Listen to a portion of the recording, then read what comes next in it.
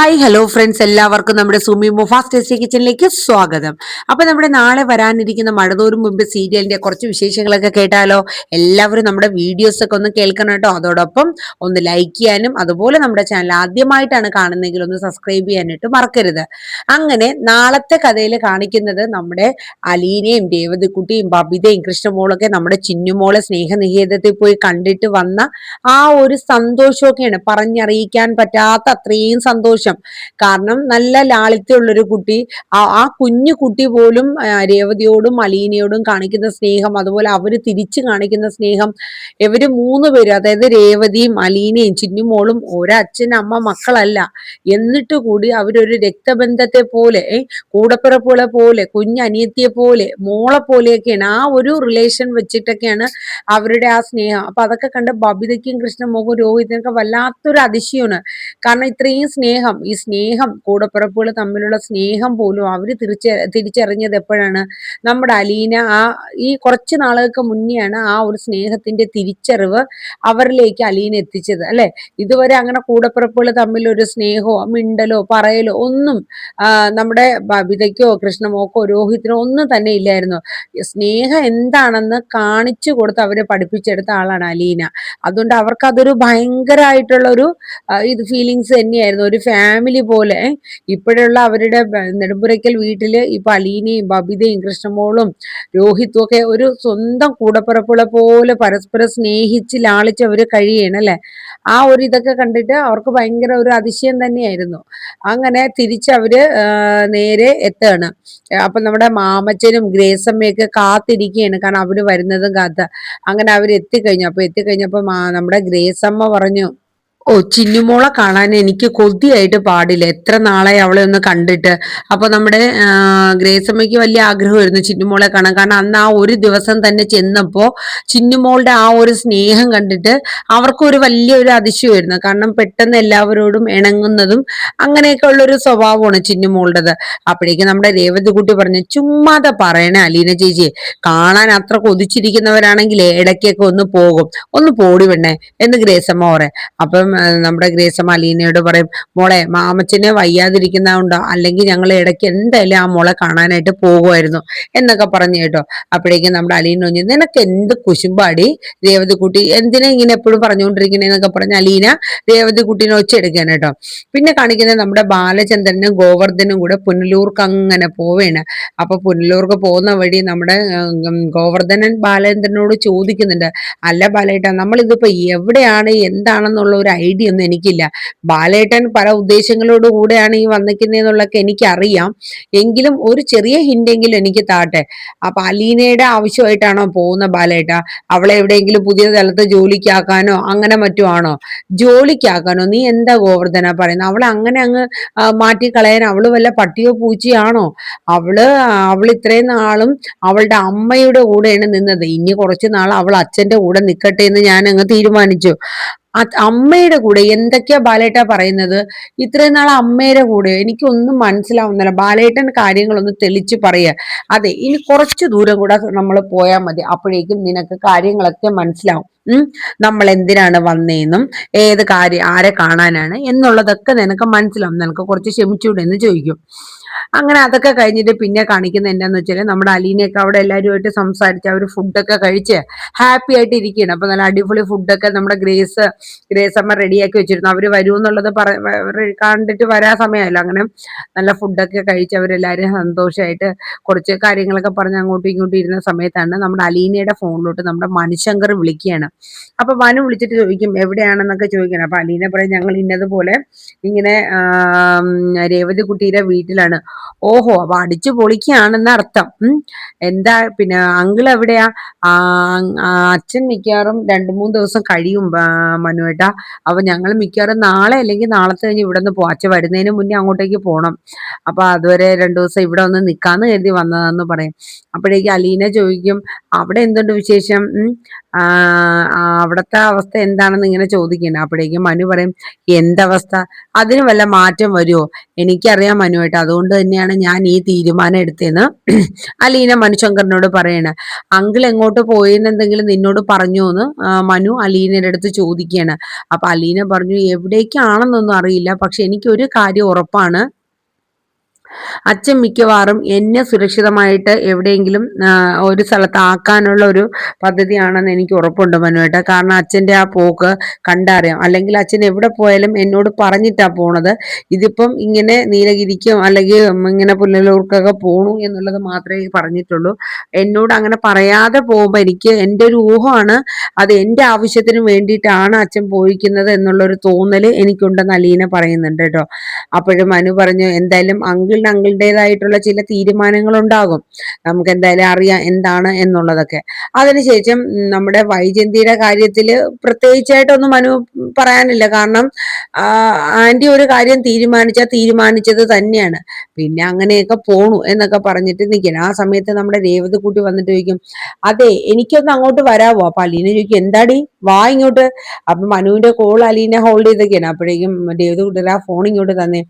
എന്റെ രേവതി കുട്ടിയെ മനുവായിട്ട് സംസാരിക്കണം. ഓ, ഞങ്ങളെ പോലെയുള്ള പാവങ്ങളൊക്കെ ഇവിടെ ഉണ്ടേ, ഇടയ്ക്കൊക്കെ ഒന്ന് ഞങ്ങളെയൊക്കെ ഒന്ന് വിളിക്കാം, വിശേഷമൊക്കെ തിരക്കാം എന്നൊക്കെ ഇങ്ങനെ രേവതി കുട്ടി കുറേ പരാതികൾ മനുവിനോട് എണ്ണിപ്പറക്കാൻ കേട്ടോ. അപ്പൊ മനു പറഞ്ഞു, അയ്യോടി പരാതിയാണോ? അതെ, നിന്റെ കാര്യങ്ങളൊക്കെ എപ്പോഴും ഞാൻ അലീനയോട് ചോദിക്കാറുണ്ട്, നിന്റെ വിശേഷങ്ങൾ അറിയാറും ഉണ്ടടി മോളെ എന്ന് പറഞ്ഞു. അതൊക്കെ എനിക്ക് മനസ്സിലായി എന്നൊക്കെ പറയണം കേട്ടോ. അത് കഴിഞ്ഞിട്ട് പിന്നെ മനു ഫോൺ വെക്കുകയാണ്. അത് കഴിഞ്ഞ് നമ്മുടെ രേവതി കുട്ടിയും അലീനയും കൂടെ കുറെ നേരം സംസാരിക്കുന്നുണ്ട് കിടക്കുന്നതിന് മുന്നേ ആയിട്ട്. മറ്റൊന്നുമല്ല, നമ്മുടെ രേവതിക്കുട്ടി നമ്മുടെ ടോണി ചേട്ടൻ വന്നതും അതിനുശേഷം അവരെല്ലാരും കൂടെ ഷെറിന്റെ വീട്ടിൽ പോയ കഥകളും അവിടെയുള്ള നടന്ന സംഭവങ്ങളൊക്കെ അലീനയോട് പറയാണ്. അപ്പൊ അലീന എല്ലാം കേട്ട് കഴിഞ്ഞിട്ട് അലീന നമ്മുടെ രേവതിക്കുട്ടിയോട് പറഞ്ഞു, ഒരു പക്ഷേ മാമച്ചനും ഗ്രേസം ആന്റിക്കും അവരുടെ മകന്റെ കുഞ്ഞിനെ കിട്ടുകയാണെങ്കിൽ അതൊരു ആശ്വാസം തന്നെയാണ്. കാരണം അവരെ മകനോ നഷ്ടപ്പെട്ടു, ആ മകനിൽ പിറന്ന കുഞ്ഞിനെയെങ്കിലും അവർക്ക് കിട്ടുമെങ്കിൽ അതൊരിതാണ്. അപ്പം രേവതി പറഞ്ഞു, ടോണി ചേട്ടൻ എന്തായാലും ആഞ്ഞു പിടിച്ച് നോക്കുന്നുണ്ട്, എന്തായാലും ആ കുഞ്ഞ് എവിടെയാണെന്നുള്ളത് ടോണി ചേട്ടൻ കണ്ടെത്തുക തന്നെ ചെയ്യും. കാരണം ടോണി ചേട്ടന് അത്രയ്ക്ക് വാശിയാണെന്നൊക്കെ പറഞ്ഞു കേട്ടോ.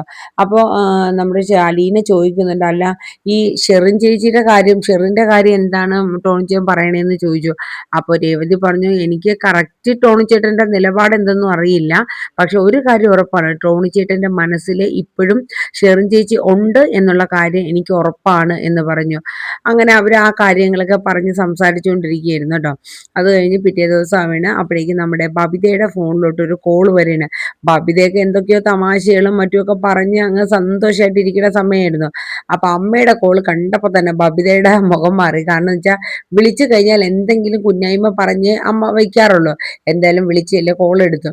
അങ്ങനെ വൈജയന്തി ചോദിക്കണം, 10 മാസം അവളെയൊക്കെ പ്രസവിച്ച് വയറ്റിൽ ചുമന്ന് കൊണ്ട് നടന്നതാ, തള്ള ജീവനോടെ ഉണ്ടോ ഇല്ലയോ എന്നൊന്നും അവക്കൊക്കെ അറിയണ്ട എന്നൊക്കെ പറഞ്ഞിട്ട് കുറേ പരാതി അങ്ങ് നിരത്തേന്. അപ്പോഴേക്കും ബബിത പറഞ്ഞു, അതെ, അമ്മയുടെ കാല് പിടിക്കാൻ പാകത്തിനല്ലേ ഞങ്ങൾ അവിടെ വന്നത്, അപ്പൊ അമ്മയ്ക്ക് എന്തായിരുന്നു, അമ്മയുടെ നിലപാട് മാറില്ല, അലീന അവിടെ നിന്ന് പോണം എന്നൊക്കെയായിരുന്നു. ഇപ്പോഴേ ഞങ്ങളൊരു തീരുമാനം എടുത്തു, എന്തായാലും അമ്മ നമ്മളെ വഴിക്ക് വരില്ല, നമ്മളെങ്കിലും സമാധാനം അമ്മയായിട്ട് ഇനി കളയാണ്ടിരുന്നാൽ മതി, ഞങ്ങൾ പറ്റുന്നിടത്തോളം എൻജോയ് ചെയ്യട്ടെ എന്ന് പറഞ്ഞു. ഓ, നിങ്ങൾക്ക് എൻജോയ് ചെയ്യാം, നിങ്ങളുടെ അലീന ചേച്ചിയുണ്ട്, നിങ്ങൾക്ക് പറ്റാത്തത്, ബാക്കിയുള്ളവന്റെ മാനസികാവസ്ഥയൊന്നും നിനക്കൊക്കെ അറിയണ്ടല്ലേന്നും പറഞ്ഞ് വൈജയന്തി കുറെ എണ്ണിപ്പിറക്കിയാണ്. ആ സമയം ബബിത പറഞ്ഞു, അല്ല അമ്മയോട് ആരെങ്കിലും ഈ ടെൻഷൻ അടിക്കാനോ മറ്റും വല്ലതും പറഞ്ഞു, അമ്മയ്ക്ക് ഇങ്ങനെ ഞങ്ങളെ കൂടെ വന്നാൽ പോരായിരുന്നോ? ആ ഒരുമ്പെട്ടവൾ ആ വീട്ടിലുള്ളിടത്തോളം കാലം ഞാൻ അവിടെ കാല് കുത്തില്ല എന്നുള്ളത് നിനക്കറിയാം, പിന്നെ നീ വീണ്ടും വീണ്ടും എന്തിനാടി അത് പറയണത്? അല്ലമ്മ, ഒരു കാര്യം ചോദിച്ചിട്ടെന്ന് പറഞ്ഞിട്ട് ബബിത ചോദിക്കുകയാണ്, അമ്മയ്ക്ക് അലീന ചേച്ചി അവിടെ നിന്നെന്ന് വെച്ചാൽ എന്താ ഇപ്പൊ കുഴപ്പം, എന്താ പറ്റാൻ പോണത്, അത് പറ്റാൻ പോണ എന്താണെന്നേ നീ നേരിട്ട് ഞാൻ വരുമ്പോ ഞാൻ പറഞ്ഞുതരാം എന്നും പറഞ്ഞിട്ട് വൈജയന്തി അങ്ങോട്ട് ദേഷ്യപ്പെട്ട് തിളക്കിയാണ് കേട്ടോ. അപ്പോഴേക്കും ബബിത പറഞ്ഞു, സമാധാനം കളയാനായിട്ടാണോ അമ്മ വിളിക്കുന്നത്? അമ്മയുടെ സമാധാനം മാറിക്കഴിഞ്ഞെങ്കിൽ ആയിക്കോട്ടെ, ഇനി അമ്മയുടെ ഇഷ്ടം അനുസരിച്ച് അമ്മ എന്താന്ന് വെച്ചാൽ ചെയ്തോളാൻ പറയണം. അത് കഴിഞ്ഞിട്ട് പിന്നെ വൈജയന്തിയുടെ റൂമിലോട്ട് നമ്മുടെ മനുശങ്കർ ഒന്ന് പോവേണ്. കാരണം വേറൊന്നുമല്ല, അലീന വിളിച്ചു കഴിഞ്ഞല്ലോ, അപ്പൊ ആന്റിയുടെ നിലപാട് എന്താണ് എന്താണ് എന്നുള്ളതൊന്നും അറിയണമല്ലോ. അങ്ങനെ മനു വൈജയന്തിയുടെ റൂമിലോട്ട് ചെന്നിട്ട്, ആന്റി ആന്റി എന്ത് തീരുമാനിച്ചു? വാടക വീടെടുത്ത് പോകാൻ തന്നെയാണോ തീരുമാനം? അങ്ങനെ ഞാൻ വാടക വീടൊന്നും എടുക്കണം എന്നൊന്നും തീരുമാനമായിട്ടില്ല. എന്തായാലും ഇതെന്റെ വീടും കൂടെ അല്ലേ, ഞാൻ എന്തായാലും കുറച്ചു നാൾ ഇവിടെ തന്നെ നിൽക്കും എന്നുള്ളത് എന്നെ തീരുമാനം. ഇനിയിപ്പോ അവളുടെ നിലപാട് എന്താണെന്ന് അറിയട്ടെ. അല്ല ആന്റി, ഒരു കാര്യം ചോദിച്ചോട്ടെ, അലീന എന്ത് തെറ്റ് ചെയ്തിട്ടാണ് അലീന അവിടെ നിന്ന് പോണമെന്ന് ആന്റി പറയണത്? എന്തെങ്കിലും ഒരു തെറ്റ് ആന്റിക്ക് ചൂണ്ടിക്കാണിക്കാൻ പാടില്ലേ എന്നിങ്ങനെ പറയണം. അപ്പോഴേക്കും വൈജ പറയുന്നുണ്ട്, നീ അവളെ വിളിച്ചിട്ട് അവളുടെ വക്കാലത്തുമായിട്ടാണോ എന്റെ മുന്നിൽ വന്നിക്കണേ എന്ന് വൈജയന്തി ദേഷ്യപ്പെട്ടുകൊണ്ട് ചോദിക്കണം. അപ്പൊ മനുശങ്കർ പറഞ്ഞു, ഞാൻ ആരുടെയും വക്കാലത്തൊന്നും പിടിച്ചു ചോദിക്കാനോ പറയാനോ ആയിട്ട് വന്നില്ല. ആന്റി ഒരു കാര്യം ഓർത്തോണം, ആന്റി ഈ എടുക്കുന്ന തീരുമാനം അതിന്റെ ഭവിഷ്യത്ത് എന്താണെന്നുള്ളത് ആന്റി തന്നെ തിരിച്ചറിയും. ആന്റിയുടെ കുടുംബം, ആന്റിയുടെ മക്കള്, ആന്റിയുടെ ഭർത്താവ്, ഇതൊക്കെ തന്നെ ആന്റിക്ക് നഷ്ടപ്പെടാനുള്ളത്. അത് മാത്രമേ എനിക്ക് പറയാനുള്ളൂ. ആന്റി എടുക്കുന്ന തീരുമാനം ആന്റിയുടെ ഇഷ്ടം, അതെന്തോ ആയിക്കോട്ടെ. പക്ഷെ വരാൻ പോകുന്ന ഭവിഷ്യത്തിനെ കുറിച്ച് ഞാൻ എന്തായാലും ആന്റിയുടെ അടുത്ത് മുൻകൂട്ടി പറഞ്ഞെന്നേ ഉള്ളൂ എന്ന് പറഞ്ഞ് മനു അവിടെ നിന്ന് പോവാണ് കേട്ടോ. അതിന്റെ ഇടയിൽ നമ്മുടെ കമലയ്ക്കാണെങ്കിൽ ദേഷ്യം വന്നിട്ട് പാടില്ല. കാരണം പണ്ടാരങ്ങൾക്ക് എല്ലാത്തിനും വേവിച്ചും പെറുക്കി മനുഷ്യന്റെ നടു ഒടിയാറായി.